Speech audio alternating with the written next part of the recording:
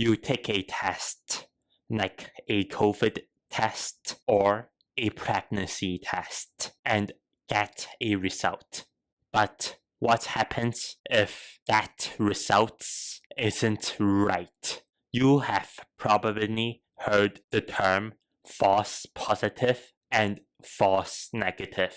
But do you know which one means a false alarm and which one means a missed threat? Today, I will help you break down these two tricky ideas with simple examples to help you remember them.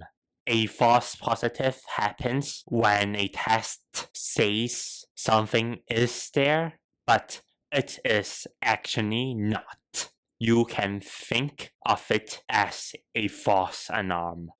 For example, a pregnancy test that says you are pregnant, but you are not.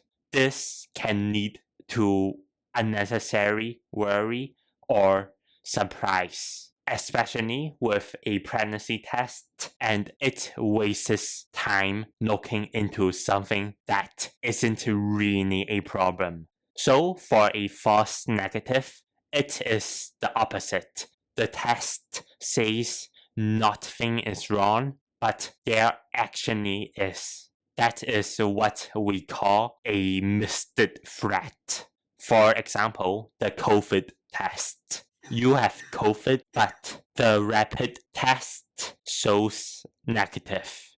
False negatives can be more dangerous because they create a false sense of safety. Why do labs sometimes get it wrong? Most of the time, it is not because of human mistakes. It is usually due to technology or our own biology. Tests are designed to balance two things: sensitivity and specificity. High sensitivity means the test is good at finding the disease, so there are few false negatives. High specificity means the test is very good at detecting only that disease. It rarely gives false alarms, so there are few false positives.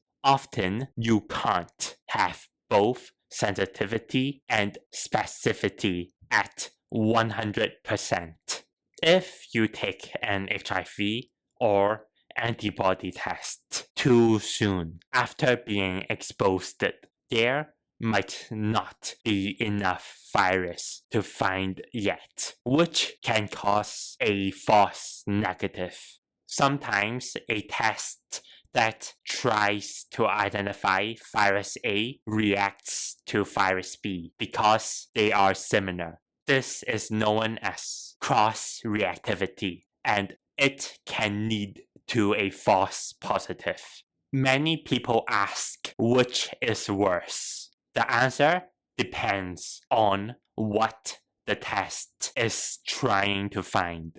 In many cases, false negatives are more dangerous. Missing a cancer diagnosis let the cancer grow. Missing an infection means you could spread it. That's why screening tests are usually very sensitive, which leads to more false positives.